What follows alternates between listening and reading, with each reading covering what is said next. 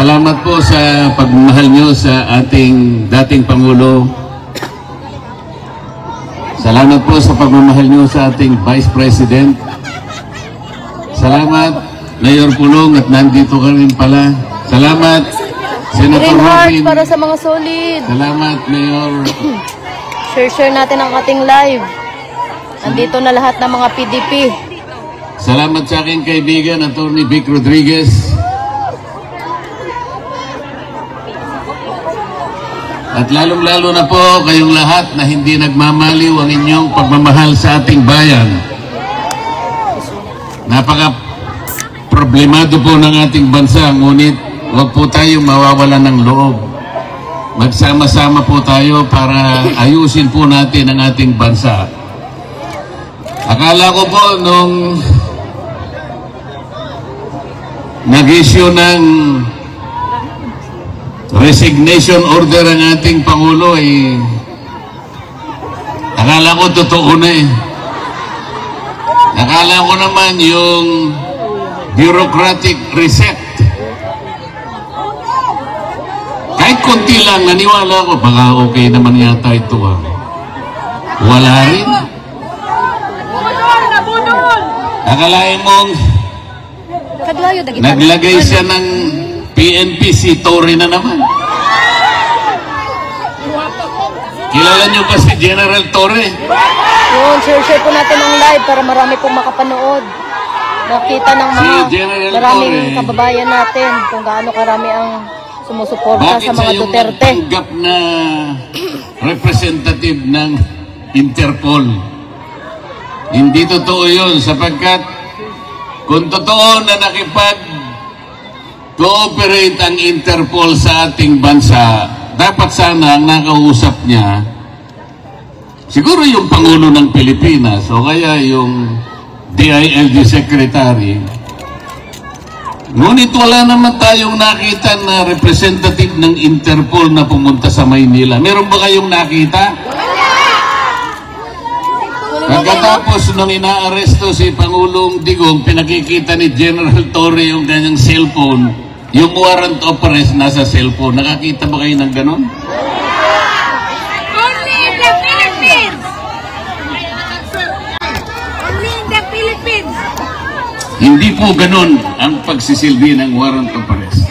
Dapat po yung representative ng Interpol ang pumunta sa Maynila, dala-dala niya yung physical copy ng warrant of arrest.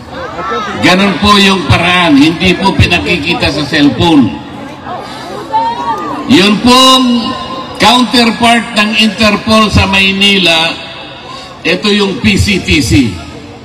Ito yung executive director, nandun dapat hindi nagpakita. Ang kanilang ginamit ay General Torre na walang kapangyarihan magsilbi ng warrant of arrest. Wala rin siyang kapangyarihan na bumasa ng Miranda warnings. Bakit siya na naman ang na-appoint na PNP? PNP chief. Nabayaran! So, ang buong akala ko, pag pinagtatanggal mo, pinag-resign mo lahat, ang miyembro ng iyong gabinete, tanggalin mo na silang lahat, pumili ka na lang ng mas magaling. O hindi naman nata totoo eh. Tingnan po ninyo kung anong nangyari sa ating bansa. Yung ekonomiya natin, humirap na ng humirap ang ating bansa. Yung presyo ng bilihin hindi na maabot ng kinikita ng karaniwang manggagawa. Nag-aaway nga sa Kongreso ngayon eh. Kasi po sa taas ng bilihin, kinakailangan mag-legislate na lang na maitaas na yung sahod. 200 pesos per day, sabi ng House of Representatives. 100 pesos sabi naman ng Senado. Ang tagal na magdebate. In the meantime, kawawa ang mga mamamayan. Bakit hindi na lang nilagay yung 150 pesos na lang, i-legislate na yan, pansamantala man lang, makaabot-abot man lang yung kinikita. Hirap na ang Pilipino. Pagkatapos, hindi naman niya tinanggal yung mga economic managers. Nandun pa rin ang DBM. Nandun pa rin yung NEDA, pinalitan lang ang pangalan. Nandun pa rin ang, ano ba yun? Department of Finance. Eh anong gagawin mo? Akala ko ba ang pangit ng ating ekonomiya? Akala ko ba ayusin natin? Ba't hindi ka maglagay ng matino? Naglagay ka pagkatas, tinanggal mo pagkatas nilagay mo sa ganito. Hindi po pwede yung ganun.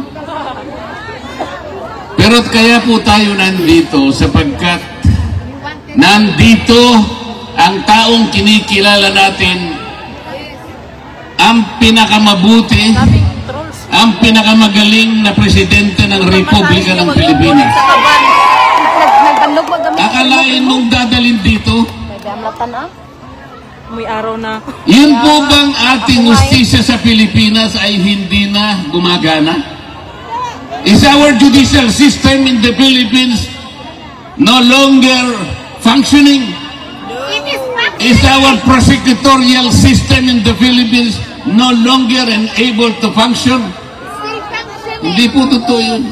Umiiral, gumagana, umaandar ang justisya ng ating bansa.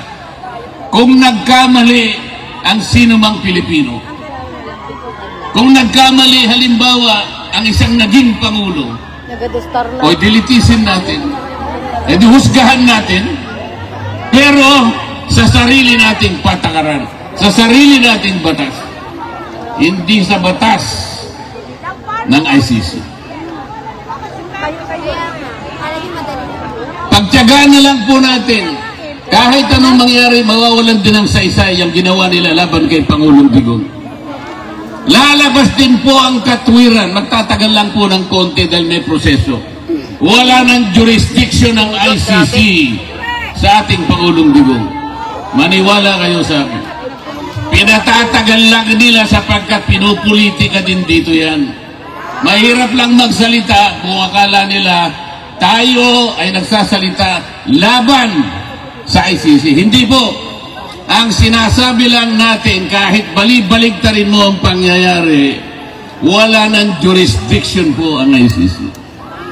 Pati po yung charge na kanilang ikinapit sa Pangulo, crime against humanity, hindi kakapit sa Pangulong Rodrigo Duterte. Sapagkat yung war on drugs, hindi po klasipikado na crime against humanity. Yung programa na ginawa niya is a legal, it is a regular governmental action to wipe out drug problem in our country. Presidente po siyang nakakaalam ng mabuti para sa kanyang bansa. He should have been judged by the benefit, by the advantages reaped by the Filipino people from his program. He should not have been judged from the number of people who were killed along the war on drugs. May mamamatay at may mamamatay, alam naman nila yun eh. Sapagkat ang nagsusulong sa droga yung mga kriminal, lalaban at lalaban yung mga yan. Bakit kailangan mo siyang husgahan sa bilang o sa dami ng matay? Kailangan husgahan mo isang programa doon sa nakinabang, milyon-milyong pamilyang nakinabang. Ngayon, bumalik na naman ang droga. Ngayon, bumalik na naman ang krimen. Kayo po ang nakakalam, ang mga kamag-anak nyo sa Maynila ang magsasabi sa inyo, bumalik na naman ang problema ng ating bansa. Hindi nakita ni Antiker. Kasi po, wala naman silang gustong gawin para ayusin. Salamat po sa inyong lahat. Alam ko po, isa po ako sa inyong ibinoto para maging senador ng ating. Kahit malayo po ang lugar na ito, alam pong nagpupulong-pulong kayo rito. Marami pong gawain sa Maynila. Ngunit kahit konti sandali, kailangan tagpuin ko kayo rito. Para personal po akong magpasalamat. Lahat po kayong lahat, binoto po ninyo ako. Kung hindi sa inyo, baka natupad yung survey. Akalain nyo naman, sa simula't-simula pa number 36 ako. Hindi man lang ako umangat. Nung naawa sila sa akin, siguro bandang Pebrero yata yun. Napunta ako sa number 22. Hanggang doon ka na lang, sabi nila. Malapit nang matapos ang Abril, 21 na naman ako. Pagkatapos nagmilagro isang araw, nilagay po nila ako number 12, pero isang araw lang yun. Binaba na naman nila ako sa number 18. Tingnan mo yun yung kawalang hiyaan ng mga survey companies na yan. Naniniwala pa ba kayo dyan? Sipi-sipi ninyo. Merong isang media practitioner sa Maynila, babae, hindi ko nababanggitin ang pangalan, baka sumigat pa. Hindi makamove on. Hindi siya makapaniwala bakit daw si Rodante Marcoleta naging number 6. Hindi niya kasi binabasa yung ating mga kababayang katulad ng inyong mga kamag-anak at kayong lahat. Hindi ba niya alam kung gaano ang kinontribute na boto ng lahat ng OFWs? Bakit hindi niya alam yun? Bakit tinitingnan niya? Ako na lang tinitingnan niya. Paano nangyari yun, sabi niya? Paano nangyari si Marcoleta ay nanalo? Paano nangyari yun? Nakakaawa yung tao na yun. Nakalimutan niya. Nakalimutan po niya na pakaraming nagmamahal pala kay Rodante Marcoleta. Ngayon po, masasabi ko na sa inyo, lintik lang ang walang ganti. Ginawa, ang gusto nila number 36 ako. Sabi ng mga tao, hindi, kailangan maging number 6. So yun po yung nangyari. Yun po ang nangyari. Humanda sila. Yes! Ito pong impeachment na kinakasan nila, bahala sila. Bahala sila. Pero kung ako ang masusunod, sabi ko sa kanila, para mabawasan ang kahihiyan ng ating gobyerno, para hindi na mapahiya ang administrasyon, Yes. tigilan nyo na. Tigilan nyo na para hindi na mapahiya. Ngayon, kung gusto nyong mapahiya, o ituloy nyo. Hindi rin naman kayo mananalo. Kahit saan tayo mapunta, Yes! hindi mananalo. Hindi mananalo ang kalaban ng ating Vice President. Sinabi ko na nung una, uulitin ko sa inyo, kung ayaw nilang itigil, nasa sa kanila. Pero kung gusto nilang mawala ang kanilang kahihiyan, itigil na lang nila. Yes! Ngayon, ayaw niyong tumigil, purbahan natin. Sige, isulong ninyo. Pareho din naman ang mangyayari. They will not be able to remove the Vice President. Itaga mo sa bato yan. Itaga nyo sa bato yan. Walang mangyayari.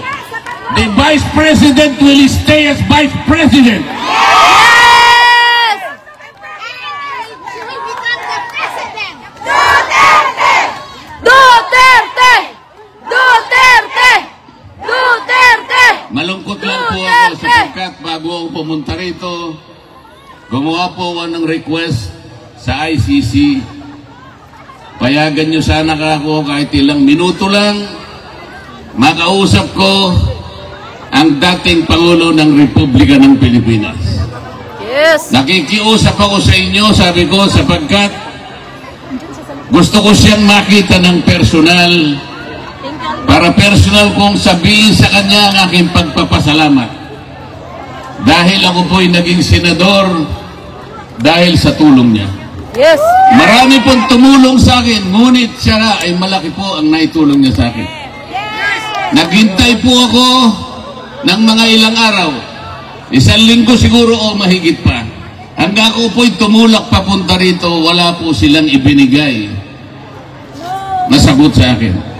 Sa aking palagay, hindi rin po ako makakapasok para makausap ko man lang. Kahit na 3 minuto ay hindi nila ako bibigyan. Anong klaseng justisya naman yung ICC na yan? Yes! Dito pa naman sa Europa, ang akala ko dito mas matatag, dito mas malinaw ang justisya sapagkat magagaling silang mga tao. Pati ba naman yung 3 minuto o 5 minutong ihingin ko lang, makausap ko man lang, makita ko man lang, mahawakan ko lang ang kamay, makita ko lang kung anong kalagayan niya.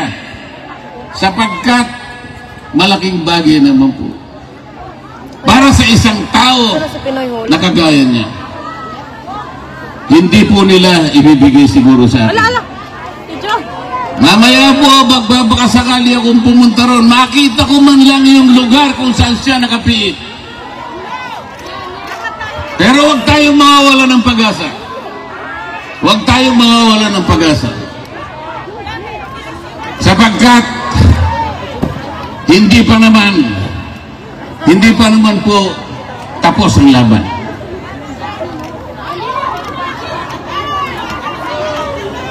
Sa ngayon po, maghintay lang po tayo. Maging matiisin lang tayo. Huwag tayong susuko. Huwag nating susuko ang laban. Nasa panig po tayo ng katwiran. Nasa panig po tayo ng batas. Alam ko po, si Pangulong Duterte malakas ang kanyang loob. Hindi siya papayag. Hindi siya masisira ng loob. Kilala ko yung tao na yun. Yes. Makikipaglaban siya para sa inyo. Kahit kanya ng kalagay niya, nakapiit siya, pero kayo ang inaalala niya. Kaya